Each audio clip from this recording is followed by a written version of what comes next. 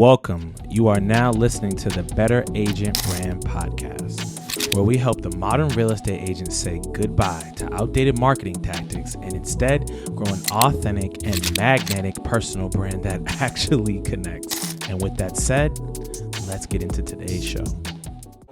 All right. We're here with the amazing Courtney Fossé. Beautiful. I got it right. Thank you so much for coming today. Of course. Thanks for inviting me. Appreciate you. I'm loving this weather from Boston. It's not like this anymore. It's now fall season. Yeah. It's foliage. So I'll take the sun and a little extra tan. It's a little hot though. It's a little hot here. When you come from the east north, when from the north, it says, we'll take it. We'll take it Okay. all. So I'm happy you're here. I mean, I know you probably, I think we talked about it before, but the first time I saw you was actually saw you in person because I saw your content online, but the Tom Ferry Elite Conference, and you completely crushed it. Gave all these amazing strategies for the top agents. And I just remember at that moment being like, all right, I haven't started really making my content yet, but when I do, I'm reaching out to her. So just wanted to let you know you did a fantastic job. Thank you. That's great. Yeah, I really like those smaller conferences like Elite Retreat and Team and stuff like that, because it is people who actually want to be in the room. Yeah. Is that normal for you, those situations? Is that a type of presentation you do all the time? No, usually when I was working for Tom, a lot of those presentations were really last minute of him saying hey, can you do something on social media, or can you do something on this? And so I would then put together a deck, and he would help me review it. And cause I always told him I don't have a speaking, a speaking coach or any of that stuff. And he's like, you're fine. And so he would just push me into those situations to kind of see where I was comfortable at. Yeah. And that's crazy. That just tells me you're very thorough as a person or as a professional, because I just remember everyone pens out pencils or whatever, frantically writing. And I remember people whispering oh, this is the best session. This one, I got a lot of value. Nice. I swear. I from this space, I'm she's kind of crushing it, right? Oh, Giving out thank a lot you. of gems. So, that's so nice. I don't know if you've ever been to other social media, strategists presentations I and felt it. that, but I was that's Thank you. That's really nice. Yeah. So how about let's talk a little bit. I know we got a lot to talk about today. Yeah. I'm excited. Let's jam out. I want to first start by introducing the audience to who may not know you. Yeah. Who you are, how you got into this social media strategy space, some of the notable personal brands that you've worked with, and let you take it. We'll take it from there. Yeah. So I went to Cal State Fullerton, and I went to school for PR and communications. I didn't really think that social media was something that I was going to do. It wasn't back then in 2016. It wasn't a real job. Yeah. So I went to school thinking that I wanted to do PR for a hospital or a news brand, something like that. And then I also double majored in American Studies. And so I kind of got that American culture side of stuff. And so I thought, okay, I think PR is what I want to do. And then once I graduated, it was so hard to find a job. It was I either had to live in LA to work for a PR firm, which I didn't want to move and live in LA, or it was you work for something local around here. So I started applying for PR positions, and I was getting nothing. Wow. It was so hard for me to find a job that I then started to see listings for social media coordinator, very, very entry level positions. Fresh out of college, right? Fresh out of college. Okay. Yeah. At marketing agencies. And so I applied for a social media coordinator position. I really didn't know anything aside from having my own social media. At that point, people weren't really managing others' pages, It's crazy. This is 17? This is 2016, 17. Yeah. Crazy. Six years ago. Yeah. 7 years ago. Yeah. And so then I found actually a local agency in Orange County, and they were willing to take a shot on me. And what was nice is that I started as a coordinator, and from there I built in and had different accounts. So I had up to 6 accounts that I managed, and I did all of the content creation, copywriting, all of that. Also account management. So we'd meet with the client once a month to go over hey, this is where your metrics are at, analytics, all of that kind of stuff. Yeah. So that's where I first learned how to really work with social clients and people that were looking for it for their business. Yeah. And my biggest client there was Irvine Company. Okay. And so that's where I kind of got the real estate, you know, because I had hospitality clients, I had shopping centers, it was kind of all over the spectrum. Yeah. But then I got, I had a real estate client, and that's that's where I was like, oh, okay, like this is kind of interesting. We'd go and like tour properties and shoot like behind the scenes footage for them. Yeah. And then I was there for like 2.5 years, and I finally was like, okay, I know now how to like manage someone's social. I know how to do account stuff. Like, I think I'm ready to work for just one person. Yeah. Like, I just want to do one brand. Like, I don't want to have 6 or 7 accounts anymore. Yep. And so I applied at Tom Ferry, and I didn't know who Tom Ferry was at all. I just knew like it's close to my house. It's one person, one brand. That's so crazy. And so I interviewed for them on like a Friday, and I got hired that next Monday. Was this like a Upwork thing, like, or like a Indeed? Like, how did you even find this listing? From LinkedIn. Oh, they were just looking for people. Yeah, they were looking for a social media strategist. Right. And so for me, I'm like, okay, right now I'm a coordinator. A strategist is like the next, tier for me. And so, yeah, I applied, and then it was funny because when I had left that agency, they're like, he's too big of a brand, like working with him directly. Like he has such a big company, like basically like good luck. You're not ready. Yeah. Or like, yeah. And you don't even know the guy is. No. That's so crazy. And for the audience that doesn't know, who was the Irvine company? They're like, what's that? Is that soap? What is that? Yeah. So Irvine Company, they are like a home builder out here, and they also designed all of Irvine. Like it's all strategically planned with like the way Irvine's built. And so there was ICCD, which built like apartments and things that are local to Irvine, like that kind of stuff, parks, all of that. And then also there was Villages of Irvine, were the different communities. So like when you go to like new home builds, you want to live in a certain like community or whatever. Yeah. So they built all of those communities. So it was a real estate building company. Correct. Okay, just so they know. Okay. Correct. And that was the entryway into real estate. Then you were working on a lot of accounts, but then I'm sure when it came to the Tom Ferry, which you could talk about, when you got called for the interview, I'm sure you referenced the real estate part. I did, yeah. But I didn't know quite what they were really looking for in that role either, like at Tom Ferry. And it was a strategist role. So I was like, okay, I've built out strategies before. I presented them to clients before. But the stuff that I didn't have like knowledge or background in was like production stuff. So like being behind the scenes of like a podcast or all of that kind of stuff. But yeah, I got hired, and then the first day that I started, they were shooting something for Tom, and he literally was like, hi, nice to meet you. Like, here's my phone, like start taking content. You had been hired by like somebody on his team or something like that? Yeah, I was hired through, You didn't even meet him before you... That's so crazy. Yeah. No.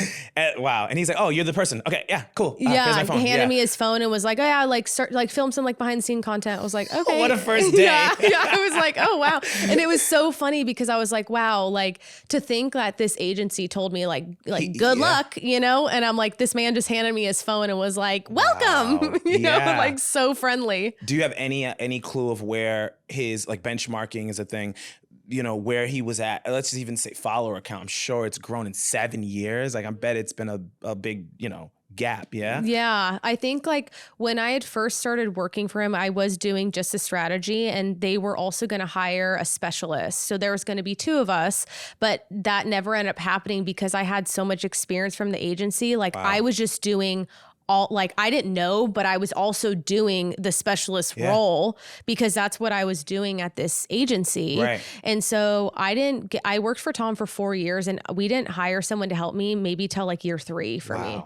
That's the strategy. Yeah. That strategy, managing the accounts, content creation, content editing, copywriting. Yeah. All of it. Yeah. Jeez. Thankfully, he has copywriters on his team. So like a lot of the stuff, if I needed to pull from, like they would be writing the copy. That's good. And then he has 3 videographers. So like I wasn't editing content or any of that stuff. Not until like my 3rd year did I actually manage the video team. So I was actually like reviewing stuff in post-production, like helping his assistant coordinate like guests on the podcast. Like I started to become like anything and everything that would touch social, I was involved in. Yeah. Wow. That's excellent. What does personal branding actually mean to you? Because I feel like there's a lot of different first of all, I guess it might even start from branding. I only say personal because it's all of the content that we make here is dedicated to the real estate agent sphere. So they're all going to be personal brands because until they build that, they're probably not building a product brand or something like that from there. What does that actually mean to you?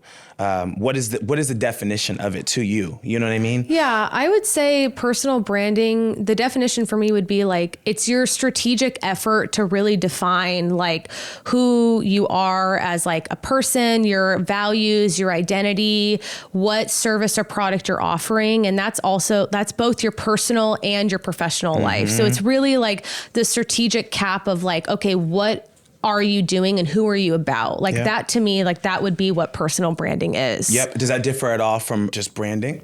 At all? I don't think so, because I feel like a lot of times, like the personal in front of it, you think that it has to be an actual person and it doesn't. It could be like a specific niche that is a personal brand. You know, it doesn't have to be an actual person for it to be like, oh yeah, that is a personal brand. Yes.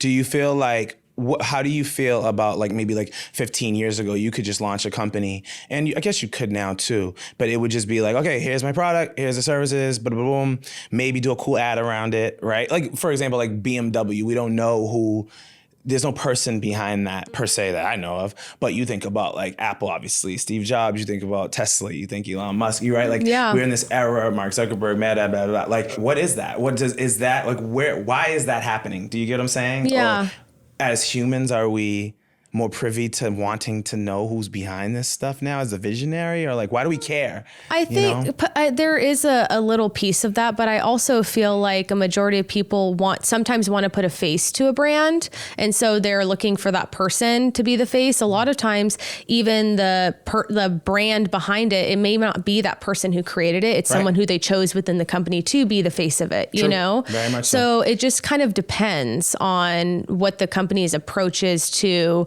their business model. Yeah, for sure. Do you feel, how do you think that ties in with social, which is where really what I wanted to get to, because there's personal brand. I don't know, especially with agents, if they think about social media or any professional service really, that like social, like I have a personal brand and I should be defining what that is, but then also how does that play out on social media? It's almost like they'll just go straight to like, all right, gotta go on social. Yeah. Without really thinking about it through the lens of personal brand. I guess, how do you see that bridge of those worlds? Well, I feel like it's a lot, real estate in general, it's a lot different from other brands, because it's like service, product, whatever it is, like as an agent, you are the brand, because you are the one that's helping with like the transaction. You're the one who's getting all of these clients. So of course, like people want to know who they're working with. But I feel like for other products, you don't have to necessarily have someone that is the face of it behind it. But for agents in general, because you want to be able to look at someone's social page and see like, what do they like? What are, if I haven't met them in person yet, what are the things that they're into that I may be into? Like, are they active on social media in terms of like, how many homes have they really sold? Like, are they like a secret agent? Like, who are they, you know? And even then sometimes it's like, you still don't know who they are, but you want to be able to look and see like, okay, this person's not a catfish. Yeah. It's just like a random headshot with nothing behind it. Yeah, exactly. I feel like we're in the end of that era where it's just a face and that's it. Like just a profile with just a face and nothing else, Why would you say it's important for agents to invest? If I'm saying, agent, you should invest into this, meaning put resources, time, either time, money, or both into this. Why is that important? Are they investing into their personal brand? Are they investing into their social media? Is that even the same thing? Do you get what I'm saying? Definitely falls in the same line, because of course, like your personal brand is what you would be showing on social media. But I feel like you have to have some sort of platform to show what you're doing so that it actually builds and maintains trust with people. For agents, if you don't want to have a social, that's completely up to you. If you want to decide to go and do, I don't know, just door knocking and not have anything else, go for it. But nowadays, like the first thing people are looking for is, okay, like what are your social accounts? Like they want to see like proof right away. And like the only way you can get that social proof is if you actually are on these pages. But I think that's a big thing, is that people think they have to be on 5-6 different platforms. I feel like you just need to choose at least 2 platforms that you're going to put a lot of effort and time into. And that's great. Like you don't need to have a TikTok, a YouTube, a Facebook, an Instagram, a Twitter. You don't have to have all of them, because I think that's when agents start to get really like overwhelmed, because they're like, oh my God, now I can't keep up with posting 8 times a day on 8 different platforms. Like if you just really focus on 1 to 2, it's so much easier to think through content and like where your presence is going to be most. And would you even say that as a strategist for larger either agents or teams, larger by sales volume, I mean, would you still, like, even if they had all the resources in the world and they came in and they were like, all right, let's start this up, I want to do TikTok, YouTube, blah, blah, blah, would you still be like, all right, that's cool, we can do all those, I think we should start with 2? Basically, is that resource specific? Like, does that matter, or is it like that's just the best way to go about building brick by brick? I feel like when you're doing a strategy, yes, you can have a strategy for all those different channels, but they have to know that it's going to be different. I think a lot of people think that because you have a social strategy, it's going to be the same strategy for Facebook, Instagram, whatever, across the board. It's not. Like, when I build out strategies, my strategies are different per platform because you have different audiences on platforms. You're talking to other people that you wouldn't be talking to on, like, LinkedIn is a professional platform that a lot of people use for like newsworthy content or like educational, more like thought leadership. Yes. So like on there, I'd post a lot of like me giving my take on like articles or saying like giving information to people. I wouldn't be posting like the reels that you just did on Instagram, not also going on LinkedIn. Just like repurposing or just regular. Correct. So that's like, that might be a misconception. That it's like, oh yeah, I can do all these platforms because whatever reel I make for TikTok and or IG, I'll just throw that on LinkedIn, throw that on YouTube Shorts. You're saying don't do that. Yeah. Is that right? Yeah. Instead, it sounds like you're saying, agent, instead, just don't do anything on YouTube until you have a YouTube strategy. Correct. And that might involve taking some of that content, but it probably won't. Is that correct? Yeah, it depends on who your audience is, because think about it. A lot of people want you know, to be followed on Facebook, Instagram, Twitter, LinkedIn, you know, YouTube. Why am I going to follow you on all of those pages if your content is the exact same? I'm just going to follow you on one of them because I'm going to get the same exact content on every single page. What would you say about people who they kind of frequent the platform, like they have their platform favorite? So it's like, it's almost like what would you say? I'm not even going to see you on LinkedIn because I don't go on LinkedIn, right? But I call it a YouTube head because I'm a YouTube head. It's like, I'm a YouTube head. So I'm going to see you on that YouTube feed because I go on YouTube. Does that matter at all? Like, do you get what I'm saying? Versus, like, would it matter? Because it's like, whether you put it here or LinkedIn or YouTube, I only go on YouTube. I don't go on LinkedIn, so I'm never going to see it. So it's okay to repurpose. What would you say? Yeah, but the thing is like, it depends on what platforms you're promoting that you're on. Right. You know? Yes. So it's kind of like, you could say like on Instagram, I'd use a 30-second clip, and then your CTA would be like for the full version, like is on my YouTube channel. Yeah, CTA is call to action, by the way. Yeah, like then you would lead it that way. But if I looked through, usually when I look through a lot of agents or whoever I'm working with, their audiences, they're different on every single platform. So you need to be creating content or copy that's talking to those specific audiences. Like, I don't like to use the same copy that I use on Facebook, also on Instagram. Like, a lot of times people just click like the post to both because, again, why would I follow you on both of those pages when I'm getting the exact same thing? So like, maybe I'd use the same image, but the copy, I would make sure that it's different, and maybe it's targeting somebody else that has different SEO keywords in it. It's not the same exact thing I have on Instagram. Yeah. So that I could start serving another portion of my audience. Which begs, and you're going in with the tactics. I love it right now. Yeah.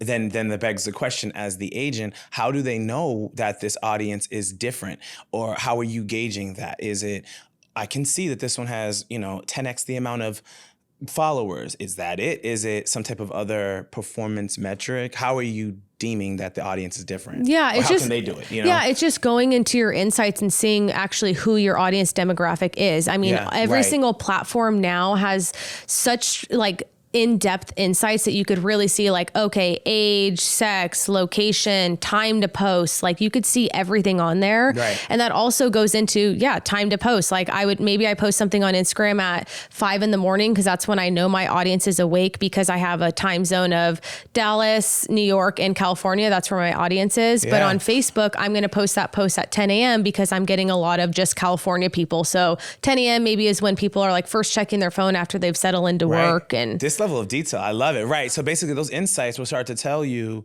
if you take the time to look at them, or an agent takes the time to look at them, okay, I have 90% of women over here, or 90% of Dallas, or these are obviously generic, things, but these should start tailoring how and where you're posting, even if it's the same content. Well, you might be repurposing it. Correct. But you can contextualize it a little different. That's what you're saying? Yeah. Okay, so that's something that you were doing a lot. Yeah. Is that right? Even now I do that a lot with clients too. Like I don't use hashtags on Facebook because they're not as searchable as they are on other platforms. Like I don't go on Facebook to look at content and I'm typing in hashtags for things, but on Instagram, I'm typing in a hashtag for a location or a restaurant or what have you. And same with like YouTube, I'm typing in, hashtags on there because YouTube is a search engine. So I wouldn't I wouldn't use hashtags on Facebook, but people are just posting identical content on every single one and wondering, why do I only have 200 followers on Facebook? Or like, why do I only have this? It's like, yeah, you're posting the same exact stuff. Yeah, I'm trying to get better myself. Yeah, actually, I agree with you.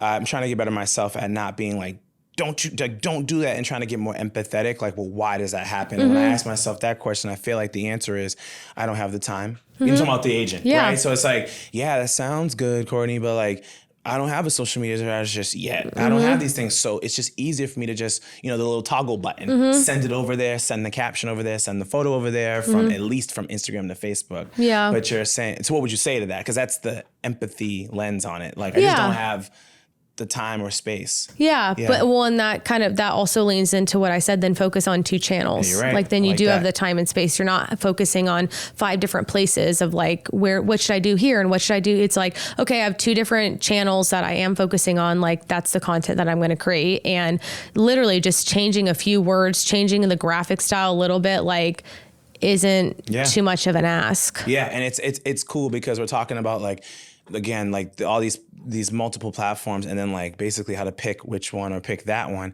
And I think that's a good segue into brand identity, because as much as I'm a social person, I'm a brand guy first. And a brand guy meaning identity, unique value proposition, core values before social. What do you think are the consequences? Because I think it's easier. This is a good analogy I use.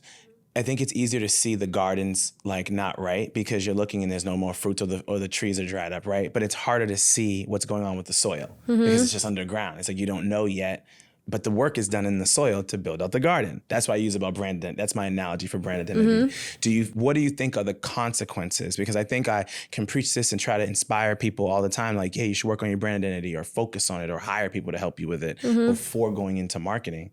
But what are the actual consequences if you don't do that? Because I feel like when you came into Tom, would you say he had those things like either in his mind or written down somewhere? Was there some type of guidelines before going into social? Does that make sense? Well, if using Tom for an example, I didn't have to build his brand. It was already established. I just helped generate new content for the brand, but his brand has been established for 20 plus years. He didn't need help with that. And that's why when he jumped on social, there was already people who knew who he was. Right. But I think brand people automatically think like it's like colors and fonts and this and that. Like that stuff can, be figured out later. I think you need to actually define like who you are, what you're selling, what service, product, whatever, figuring out what are you doing to help, absolutely. And then you can figure out, okay, that's my brand, is that these are my values behind my brand. And maybe I really like the colors like black and white right now, and I'll start doing stuff with that. But later on, then I'll start to develop like, oh, okay, I'm more of like a pink person and now my stuff's going to be pink. So I'm going to start building other things in my brand around pink of like, okay, my direct mailers are going to be pink and my this is going to be pink, like so that people like start to attach you to that color, But you can start off with just writing down a list of like who you want to be, what you want your company to be, stand for, all of that stuff, and then start building from there. And I would say that those are 2 different things you're talking about underneath brand. Yeah. There's brand identity and messaging, and then there's visual brand identity. And most agents, when they hear brand, they think visual brand identity. Like you said, like, oh, my brand's tight. Color, there's my logo. Yeah. That's great. And I'm talking about what you're talking about first. And I think we're talking about the same thing. And what are the consequences? Again, back to social media. Social media has such a FOMO element to it. Like, oh man, I'm losing market share. Or why is that agent getting those deals? I should be getting, why they got all this people following them on social media? Yeah. I should, because I've been in the game for 15 years or 10 years or 5 or whatever. Yeah. When they don't do this brand work, though, again, messaging, identity, messaging, core values, story. What is your story? Yeah. how can that affect social in a bad way? Do you get what I'm saying? Yeah, I think it's just when someone goes to your page, they don't know who you are. And then from there, it's like, well, like I can't find any common ground with this person. I don't really know what they're about. So I'm going to go work with, Joe, who also likes the Lakers because I like the Lakers and he hangs out with his family and that's what I value. Yeah. Yeah. And I think this is important because so many times in social media, the agents are told, well, you're not consistent. And obviously being consistent is important. But it sounds like you're saying, yeah, you could be consistent, but if you don't, and that's what I'm trying to get to, like, you could be consistent, but if you don't have the identity principles, will it hurt the social media? Yeah, because you could be consistent posting nonsense. It's like I post every single day. It's like, I look into it. I'm like, you're posting all these quote cards and like, what's that serving? Like people are going to your page because they're looking for value. Like what value are you going to provide? And when you actually know who you are and what you're, delivering as a service or product, what value you give. Yeah. So I feel like a lot of times with agents, some of them, like they already know who they are, what they're going to give. So you look at their pages, you're like, I can clearly see that. Right. It's almost like an unspoken thing, but if you feel it, if they've done the work, is Correct. that right? What do you think is the myth on the cost of social media? So I think specifically with agents, they get told like, well, social media is free. You don't even have to, it's not like a billboard. You just make some stuff and post it, right? But is that a myth? When you look at the top agent brands, personal brands, it's not free stuff. Like this is what I'm saying, not what they're giving out, what they're putting in, the resources that go behind that. Yeah. Which is maybe talent like yourself. It could be the content production. It could be the quality of that. It could be the strategy. Is there a myth that social media is this free, anybody can just hop? I mean, we can, but what is that? What is that? Is that real? Is social media free? Is it not? Do you get what I'm saying? Yeah, well, obviously, like in generic terms, it is free, but I feel like you pay for what you get, So it's like like my strong suits are like, I'm a really good listing agent. Like other than that, like I'm not good at anything else. Like then you should be hiring someone that is good at that specific thing that you're needing. Because like thinking from a real estate lens, like why would I hire you to sell my home when I essentially can list it on my own if I wanted to, so you have to give that value to it again. And so I do think you can, I've grown a lot of channels organically. I don't think you honestly have to pay to play for a lot of stuff. But in terms of talent to do your stuff, if you're not the one that's like, okay, I do know how to shoot video content. I do have time for this. I do have time for that. Then you do need to outsource it if you want it to be sustainable. Right. So it sounds like it's a time or money thing. Correct. And somewhere there's got to be a talent thing, right? Because I could have the time to be here talking to the thing, but you may talking to the screen and making video content, but you as a strategist might be like, but the way you're doing it is, or it's not coming across, or it's not resonating, correct? And that would be a talent thing, right? So is it some weird triangle between time, like you're gonna have to put in, and or money to hire experts and the best of the best like yourself, or talent? Like, is it some weird mix? Well, I think it's something too that Tom always says is like, where's your highest and best use of time? Is it sitting on Canva for 2 hours trying to create a template? Probably not. Yeah. So maybe you should start looking for someone who that is their best use of time. Yes. And then put your best use of time elsewhere. Yes. When do you find, obviously Tom's not an agent, but he works with agents, or he coaches agents. When do you find is the right time for, and if you don't know, because, but you have worked with agents before, when is the right time to make that investment into it? Is there a right time, I think so. I think like for newer agents, you're really trying to kind of figure out like the groundwork, right? So I don't think that you should start throwing dollars at things right away. Yeah. Like I'm going to hire a videographer and I'm going to hire this person and that's going to make me, X, Y, Z. I think it's like a gradual type of thing of like, okay, I'm starting to get X amount of listings per month. I have a team. Like I don't have, again, the time to do social. So maybe it's time for me to start out little and I'll do like part-time, seeing if I can find someone that does social media that does it part-time, see how it works for me.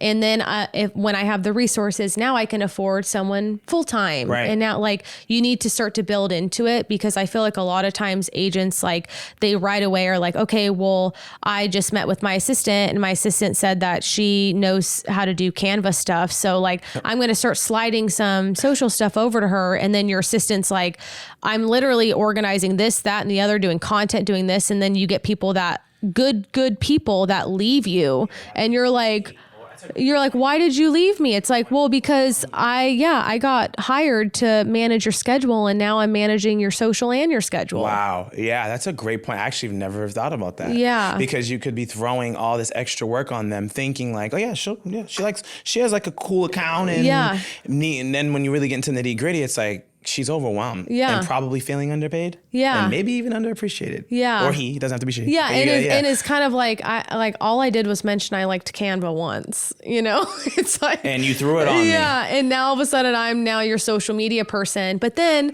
at times too, they're like, okay, well now I'm doing your social. So now I'm going to start applying for jobs that are social, and I'm going to leave you, because now I think social is what I'm going to do. Yeah. Like it's a weird thing. Like once you start stacking roles. I have two questions, and I'm just going to put them out there. You can answer one before the other or not.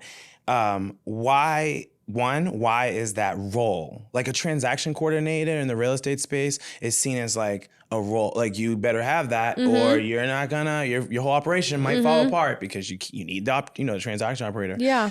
But then social media, it's like some people take it very seriously. Like I said, typically the best agent brands they take it seriously. Yeah. From a manager and strategist role, but also the content creators and so forth. Why is it not seen in that same respect? Like, why, you know what I mean? Like, why isn't it like, yeah, gotta have my why, at the beginning of the year, it's, gotta have the transaction coordinator. Gotta have them on staff. But how come that's not seen the same, or is that changing? I think for social media. Yeah, and I think for social media, it's because people, they're looking for that return on investment. Your transaction, it's like, oh, right away, I already know the investment I'm putting in this person, Point. But with social, they're like, I've been doing social by myself. Like, what investment can they actually offer me? But once agents start to get like leads off of it, engagement, they're selling 20 plus homes, and then they're like, oh, now I see the return on investment. Like, what's so crazy? I swear I don't like to swear to God, but that was the follow-up question. Yeah. I was going to say, what is ROI of social media? How should the agent be even looking at social? I don't even know if they know what to look at, because a lot of times they'll be like, how many deals did I get from this? Yeah. And you and I know, if we went to like social media camp, they would never say like business transact. Of course, that's the thing everybody wants, is to grow the business. But is that the ROI of social, or are there other factors or performance indicators that aren't even being there, that are just like glossed over? I think there's so many lanes. It depends on like what you're actually trying to get out of social. But like a big one is like lead generation. That's a huge like ROI that you could see, like, okay, I'm getting like 30 leads a month, and out of those I'm going to sell 2 homes. As the agent, right. As an agent, so it's looking into like how much content you are producing, what type of content you're producing to talk to those specific people to then get leads. So like that could be your strategy, is all of my social content is based off of lead building, or all my social content is based off of brand awareness. Yeah. Like you have to identify like what your goal is for social. Yep. And then once you do that, then you can decide what what metrics you're going to be tracking. Cause right away, I think people honestly look into like vanity metrics, and they're right away like, I want followers, like, and they think that followers is going to get them like all of this stuff, where you can now pay for followers. So looking at someone else's followers, that's not a metric I would be looking at. I would look more into like, how many shares am I getting on a post that people are like actually interested in? Like how many DMs am I getting per, post that I have? Am I getting 15 and starting a conversation with people? Like looking into that kind of stuff, and not focusing so much on like, wow, I only got 20 likes. Like, it's like, yeah, well, that's 20 people that saw your post that, you've been sitting in your room, and that's as though you were in a room and 20 people just popped up. Right here. Yeah. They just are so driven by like, well, I saw Jennifer, and Jennifer has 100,000 followers, and she has this. Like, it's just such a fine line of comparison. Yes. And so with ROI, it sounds like lead generation is obviously one thing, but it sounds like getting the the key performance indicators right in the beginning that's the start of the conversation of ROI. Yeah. What are you tracking? Because a lot of people I work with, and they don't track any of their stuff. They're just posting to post.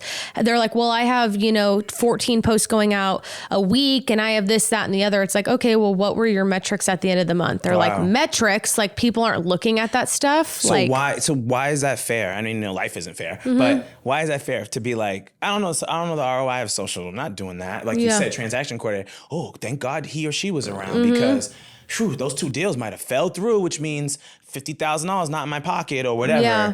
But it's not seen like that. That's not fair to social because it sounds like they're not even, the agent isn't putting the right metrics in the first place to even have that conversation. Is that correct? And I feel like if that's your mindset right off the bat, then obviously like you're maybe not ready to be consistent and be like a figure on social. If you're not like if you're just saying like, oh, well, my granddaughter told me I need to be on it. Right. It's like, that's not a reason to be there. It's like, what really are you looking to track on there and see? Like, because I can look back at like, even for example, for Tom, I can look back 4 years ago and see where we were in January of 2019 compared to, and you base it off of that of like, okay, January of this year, we had 150 posts go out. The engagement looked like this. The leads look like this. But then in February, we had 125 posts go out and it decreased. Why did it decrease? Where did it decrease? Like, was it likes, comments? Was it the type of content? Like, then you can actually start to see like what content works for you because you're comparing month over month of how things are. Right. It's almost like you can't grow something you're tracking. Yeah. And so tracking, again, that's the start of this conversation. Yeah. Not, well, I posted 17 things and I didn't get a new buyer or seller. This thing doesn't work. That sounds like that has to change, that mindset. Yeah. To get to real ROI of social media. Yeah. Put yourself on like a 30, 60, 90 cap and see like, okay, 30 days, like I'm going to post consistently. I'm going to do maybe this month for 30 days. I'm going to try 2 times a day, see where I get with that. Oh, wow. I got a lot of engagement on these 2 times a day, but I'm going to kind of wheel it back a little bit to see if I can get away with in this next 60 days, like, okay, I'm going to do 1 post a day. Like, then you can really start to figure out the sweet spot of like what days are high days for you, like what's performing best, what type of content people are engaging with. Like, you really need to look into the analytics or you're just posting blind. Yeah. Yeah. And whatever you feel like, maybe you like the conversation that happened in DMs or you did it and that's it. What do you think differentiates the agents? And I know obviously Tom is not an agent, but he coaches agents. What do you think separates, and it can just be personal brands, the ones that crush it from the ones that don't? And if you could think through the agent lens, that would be great for this audience. I would think it's the people who actually put themselves in front of their brand. They're the ones creating like the video content, even if they have someone writing a script for them or whatever. It's someone that you're always going to consistently see, and you're like, oh my God, they keep popping up in on my feed. Yeah. And the ones that are crushing it for me are the ones that actually enjoy what it gives them, like the return that it gives them. And the ones that don't care so much about it, they're not the ones that are performing best. The return that it's giving them to talk in Correct. The phone? Yeah. Go ahead. What does that mean exactly? Because I feel like a lot of times, like agents also, they like the like being recognized, and they like people saying like, oh my God, I saw your video on this and that was great. And you're networking with people and you're like, wow, that was a really great, like, I love how you talked about this interest rate going up. And like, then you start to build like networks with people that I feel like the agents that are crushing it are people that when you go out and see them, they're like, oh, that's so-and-so. Like I saw them create this and that was great. Or even like, for example, I have this agent who every single Tuesday is dropping off flyers at my house. Damn. She's like putting herself in front of me. Yeah. So if it does come time to list my place, I'm like, maybe I should go with her. Yeah. Like, I know I have a good friend, but like, I mean, she's crushing it, Yeah. And she just sold 3 in my complex, and she, maybe I should. And that's like, you, especially for social, like putting yourself in front of people all the time. Those are the ones that are crushing it. So it's almost like a recognition thing. Correct. Are you recognized? And that if the agent who's taking the time, I get it, man. It's time, it's effort, it's thinking, it's vulnerability, something we haven't talked about yet, but you're doing that if you get recognized for it, it almost like it's its own form of ROI. It's the reward. Yeah, it is. And I think people appreciate that. They're like, wow, God, I've shot 80 videos, but I've made all of these connections from doing that. Right. No, that's important. What are some tactical tips for agents using IG right now? Or you can do LinkedIn or YouTube. Yeah. Right now, I'm really stuck on Instagram bios for some reason, because I feel like you need to be able to be searchable. And I feel like bios are just like so cluttered, and people just have things in there that are just so unnecessary. Like what? What would an agent have in there that'd be like, what?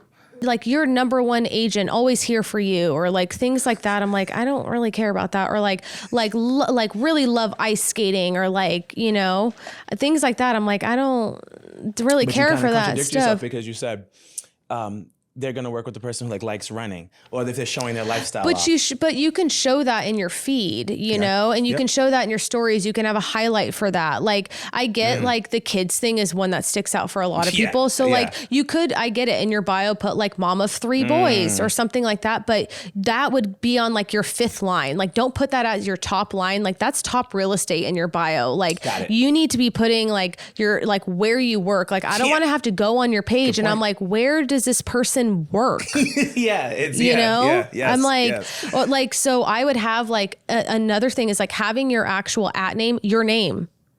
Versus like selling, I don't, it's so hard for me to then find you, you know? So having your name and then your actual username, like I would put like Courtney Fossé, like I have like social media consultant. So if someone is typing in the search social media consultant, my name is going to pop up. They don't have to type in Courtney, you know? So I would put like Courtney Fossé, like Orange County / San Diego real like agent. So if someone were to type in Orange County agent, I pop up. And then I'd put, maybe if you were like the top 1% and for real trends or whatever, like, oh, that's something that I'm like, wow, this agent's like really good. Or like owner of team XYZ and has sold 250 plus homes. I'd be like, wow, like things that you would be in a bio that you're like, okay, right off the bat, I'm like, okay. And then your last thing is maybe like mom of 3 boys. It's like, okay, she's also a mom. Like, that's cool, you know?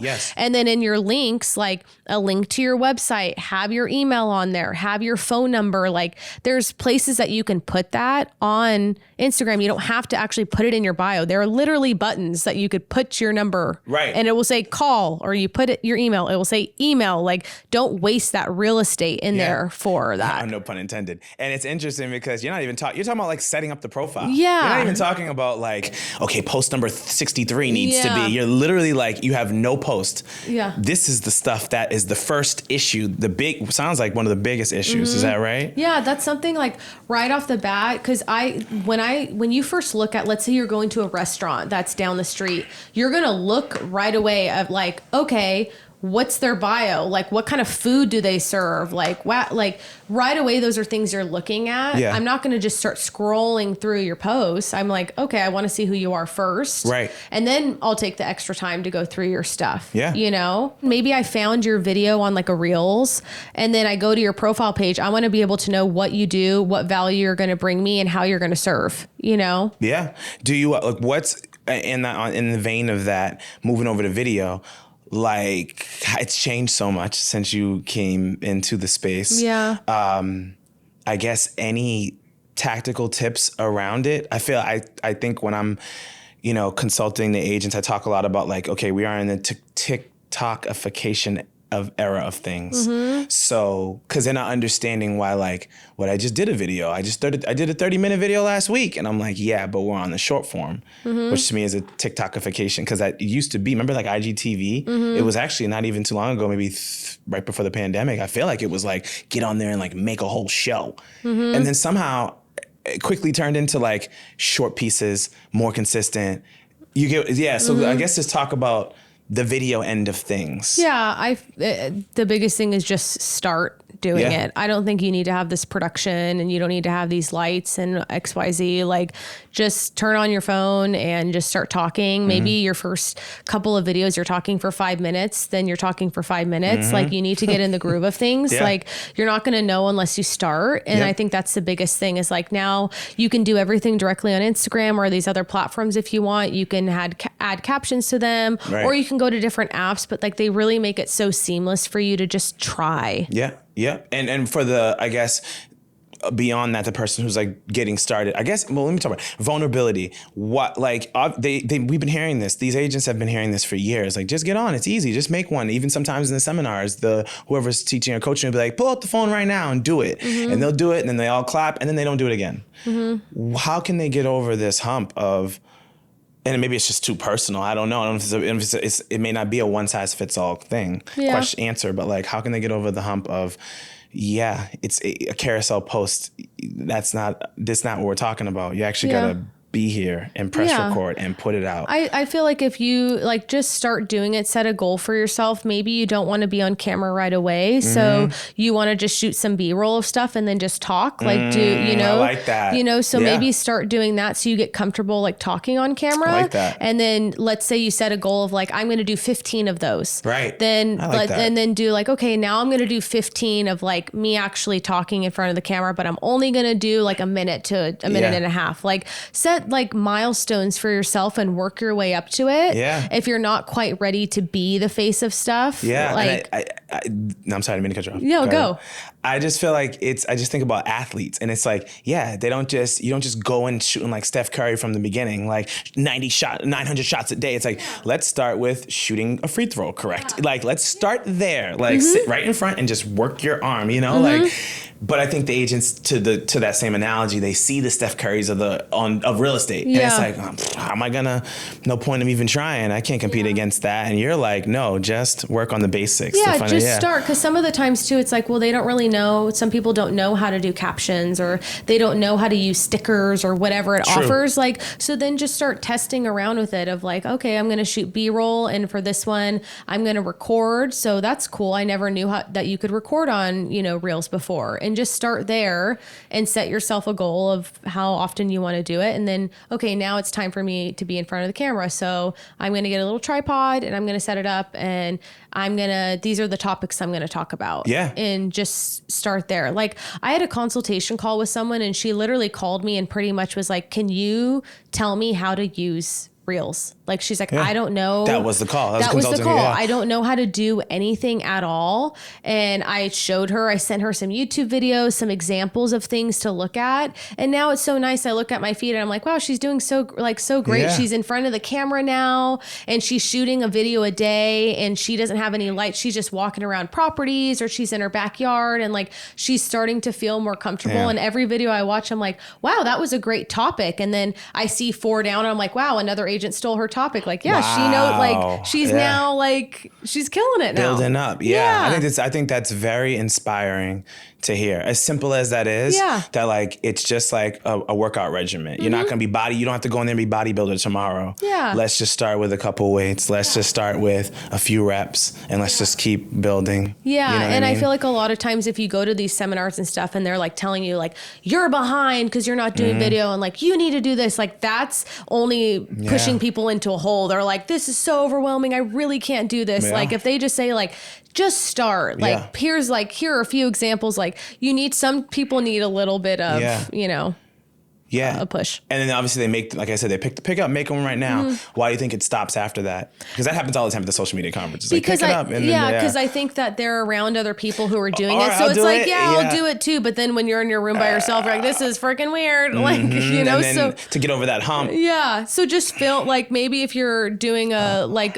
touring a home, like, shoot B-roll of the home, and then do a little audio clip, at night, and be like, okay, cool. I just put together my own like walking and my face tour. didn't have to be on it yet. I just got to talk into my mic and that was it, right? Yeah, because there are a lot of pages who, not real estate related, do such good like B-roll. People love the like, it's B-roll and it's like 5 different like top tips for so-and-so, or like top hacks for this, or 10 coffee shops near you in Orange County. Those are usually like B-rolls with just like text on the screen. Right. Yeah, I do. So just start with that if that's where you feel comfortable. I love that. A couple more questions, then we'll get out of here. Yeah. Let's talk to like the top. Okay. Let's talk about the top agents now. I think that was great information for like maybe it doesn't have to be a newer agent, but newer to social media, right? Let's talk about some of these top agents that maybe have built up their business. I encounter these a lot, especially on my agency side of my work. They've built up a great business in real estate, but they did it maybe off of a name of 10 years ago, or they've been doing it for 10 years. They did it in the physical world. Now it's time for not time. They want to kind of embark on social, but they don't know what to do. It's uncharted territory for them. They think it's a young man, a young woman's sport. What would you say to them? Like, what should they be looking for so that they don't just go, even with resources, like, just have the, because that's not right. Because they're like in their town, they're like a big brand. They're a very reputable brand, but then they're just going like, I see it's like, just let them do it. Yeah. And I'm like, no, that's like bad, because you're not your actual reputation in the real world is not being presented correctly in this digital space, which honestly has a lot more scale. Why would you just give that and just be like, just let somebody like play around with it? What should those teams, like, how should they go about outsourcing? And I guess a good way to think about this is wherever Tom was in hiring you, what did it take to get to that mental state to be like, you know what? Somebody on the team being like, we need a social media strategist. They should be doing X, Y, Z, at least to start, you know? What should that mindset be? What should they be looking for in outsourcing? Personal branding, team branding, social media marketing. I know it's a loaded question, but I think the first thing is you need to figure out what your goals are on social, these bigger agents or what have you. And the first thing you need to get is you need to have someone build out a social strategy for you. That's the first thing, because if you don't have a social strategy, you don't have a foundation to start on with anything. So looking for someone who can actually give you a strategic strategy that will work and gives you these outside opinions and knowledge and stuff of like, look, I just looked at your brand. I built out a strategy for you. This is what you should be doing. This is where you should be going. And if maybe you're like, okay, I've had someone build out a strategy for me, it hasn't been working, then the other thing I would say is look at someone to audit your pages. It's look at someone to go through all of your stuff and say, hey, this is what I recommend you doing. And in the midst of that, like, you also need a strategy. Like, it seems though that you're inconsistently posting, you have nothing, but you need to have those two tangible things, especially that strategy. Because if you don't, you're just posting for like willy-nilly. So I'm hearing some clear takeaways for them is having an audit, getting a strategy made. Even if I don't think these people, money is not as much the issue, right? Correct. So it's like, pay the expert to do the proper audit, pay the expert to do to create a strategy. I think that's so important, and I agree with you, because if not, what happens is it goes right into social media packages. Because let's just get like real clear on this, or real detailed. Once you're hiring out for social media, you're going to get hit with some packages. Correct. And this is the issue, I feel, is that you're getting hit with a package, but you don't have any of this other stuff you're talking about. Correct. So now it's just, I'm picking based on what I feel is value. Yeah. I get 13 posts a day or a week, and I get a couple videos a month, but it sounds like what you're saying, just grabbing a package that way, though affordable, is not necessarily the answer. Is that right? Because I think a lot of times that's when they start to have this like turnover with social people, is because they're like, okay, I just had this person do 2 weeks worth of content for me. They've been doing it now for X amount of month.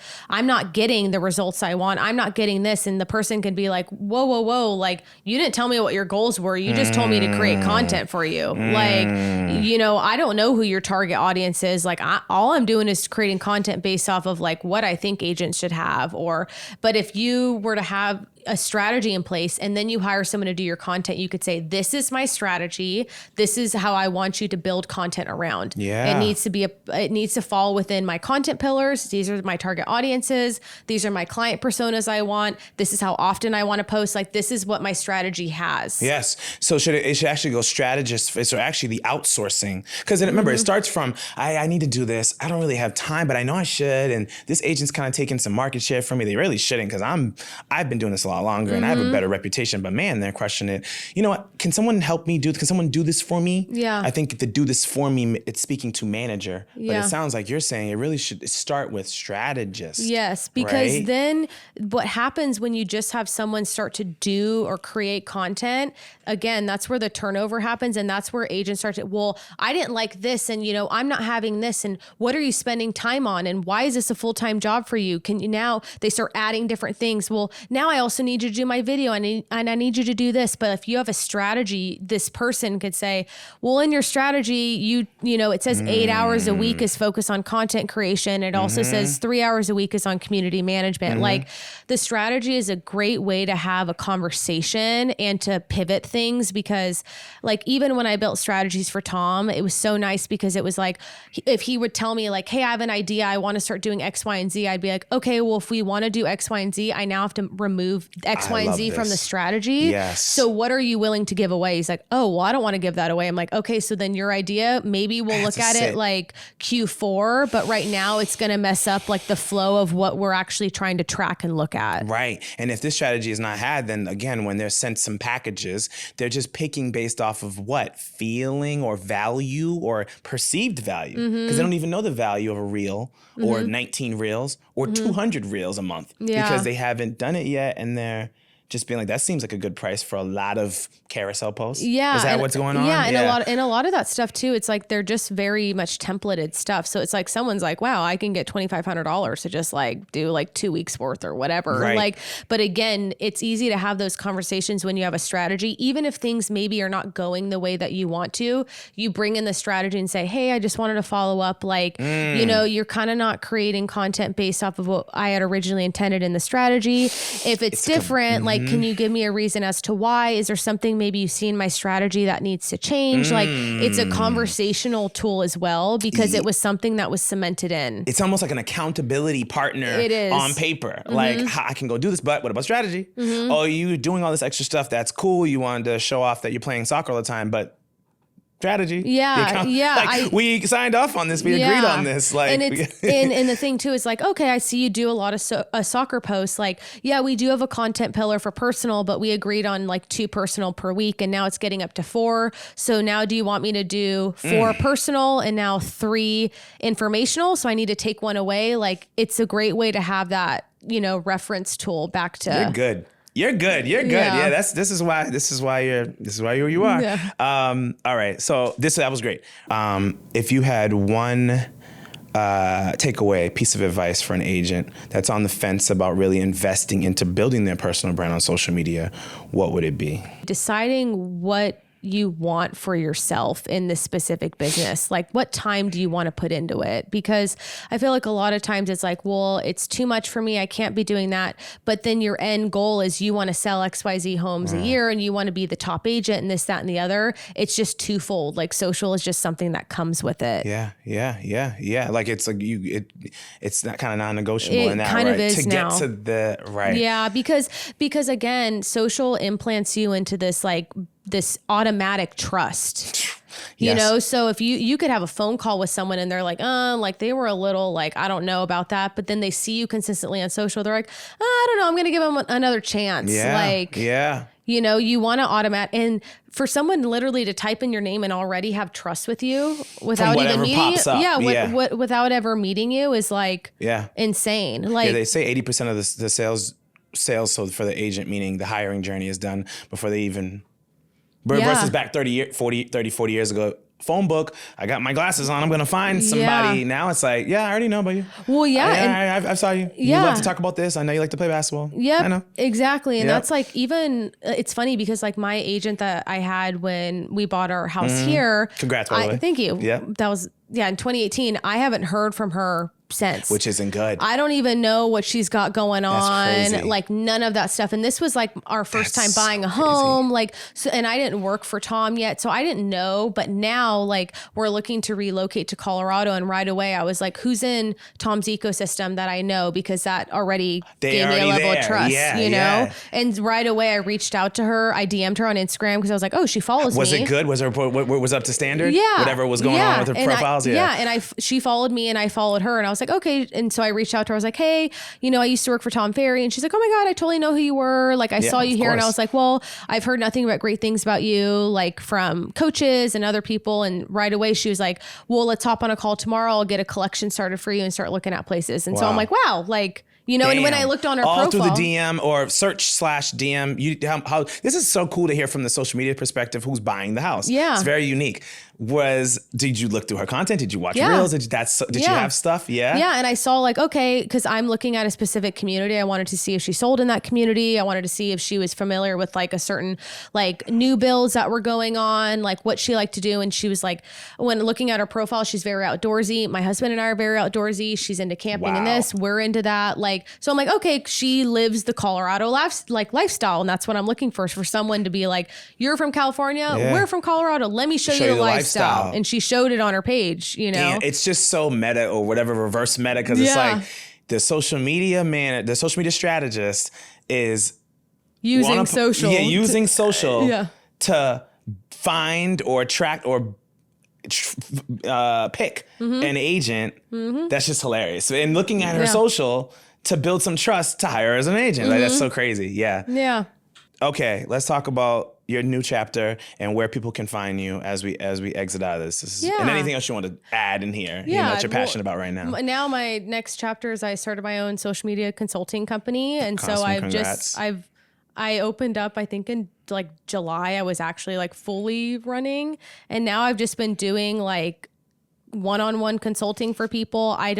I'm not a coach. I don't claim to be a coach. What's the difference quickly so people know? I think a coach social is media coach. Are there social media coaches? There are, but I think that's someone who's like consistently like giving advice for you, things to follow. They're checking in, accountability. Like I'm just an external team member. That's what I like to call myself. Like I've been doing like one-on-one consultings with people. And from there, I find out like, okay, they're looking for a social audit. So I've been offering one-off, like a la carte services. Like I'll do an audit for someone and then maybe that person already has a social media manager. So then I meet with them and I'm like, hey, this is the audit I did on the page. Like any questions you have, X, Y, Z. And they pay for that. That's a service, correct? Yeah. Okay, awesome. And then I've also been doing one-off like social strategies. So like what we talked about, I build out like a 50 slide deck that basically is like your brand Bible of social. So you could hand it to someone and say like, do my social media. It will have target audiences, like everything in it, content pillars, like literally fonts, like all of that stuff, like how to respond back to comments, like how often to post, times, like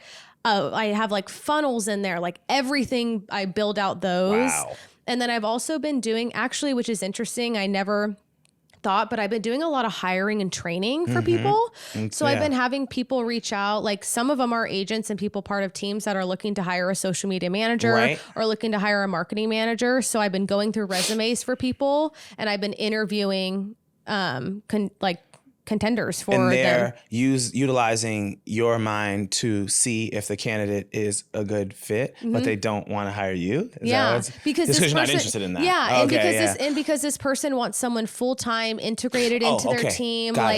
So they're like, I don't know who to hire, what to look for, what questions to ask. But it goes back to what I was saying about the whole social media. How can you need the audit first and the strategy, because any packages, and I think that's a takeaway. Any packages that come your way, they could be the greatest packages in the world by the social media management company. If you don't have the audit or strategy or have not paid for that yet for the bigger agents and teams, you can't fully evaluate how valuable the package is. Correct. Or in this case, if this person with the credentials, if they're the right fit. Correct. That's what they're kind of using you for. Is that right? Yeah. So a lot of people I've been building strategies for, they have a social person, but that social person doesn't that's not their expertise, is building out a strategy. They've just been doing the posting for them. So I build out a strategy and then I meet with their social person. I walk through it and I'm like, do you have any questions? Is there anything you would add to the strategy? Like, I basically have this call to go over like what they want in it, who they think their target audiences are. And then I go through and analyze all this. This is to get to the slide deck. This is to,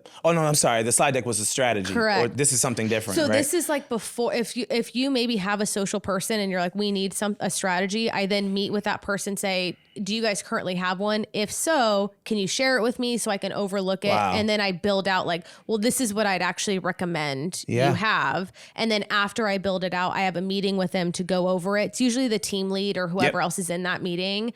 And we kind of go through of like, okay, at the end, these are the key changes. These are the goals now. Like all of them are SMART goals. So now this person has accountability from their team lead. They're like, okay, so now Jessica, in this strategy, by December, this, that, we need to have this amount, or we need to have this, or this is the metric. Like based on your strategy. Correct. I outline all of that for them. But then you're like gone. Like you just like, you're like a wizard who comes in, blah, blah, blah, and then like, but do they contact you? I can't imagine this person who gets the strategy like, who the hell is this girl? This woman?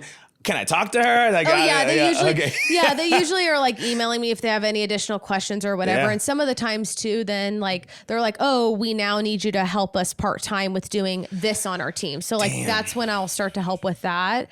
But I've been doing a lot of hiring and training, and that kind of trickled down from that is then people are like, well, how can I hire you? Right. Like, I thought that's where this was going. Yeah. And I'm like, well, like you can't hire me I'm not going to be full-time for you, so this is what I would look for in someone. So like for an agency, I just hired a social person for them, a marketing agency. They were building out their social team. They never had social before. So I interviewed people for them. And then once we hired him, I trained him. So like, hey, this is like what you should be doing. I built out a strategy prior for them already. So I was like, audit, hey, same thing, all that audit, stuff. So, strategy, and now we're picking the person. Yeah. So when he came in, when he came in, I was like, hey, this is the strategy. This is the content. Here's the Asana board. Like everything was with like already set for him. Yeah. And so now it's like, okay, if they ever need me, when they have like other client accounts, sometimes he needs help or like things like that. I'm like, okay, then I'll hourly help them. So awesome, I've been offering, strategies, audits, hiring and training. And then I've also been doing a lot of like content creation. So I'll create maybe 2 weeks or a month worth of content, review it for you. And then I send it over to someone to then implement it, because even with working at the agency, I realized like, I don't want to have people's passwords. I don't want to have to look into all that stuff, because it starts to get like the original agency, all the way back to the beginning, 7 years ago. I learned right away. It's like, then you're responsible for community management on the weekends, and you're this and you're that. And like, if you need that service, then you hire someone part-time to do it. That would be a manager? That would be a specialist or a coordinator. Like, social media. These are important words to know, because like I said, you're coming into this blind, and agent. It's like, even if you have the resource, you have a good business, you don't know what you're looking for. Correct. And I empathize with that, so. No, definitely. Yeah. But I've just, from being in this space for so long, I've realized like, I now have the opportunity to say what I want to do and what I don't. Right. You kind of build on these roles. Yes. So now you could. I know. Yeah. I know now, like, okay, I'll do content creation, but like,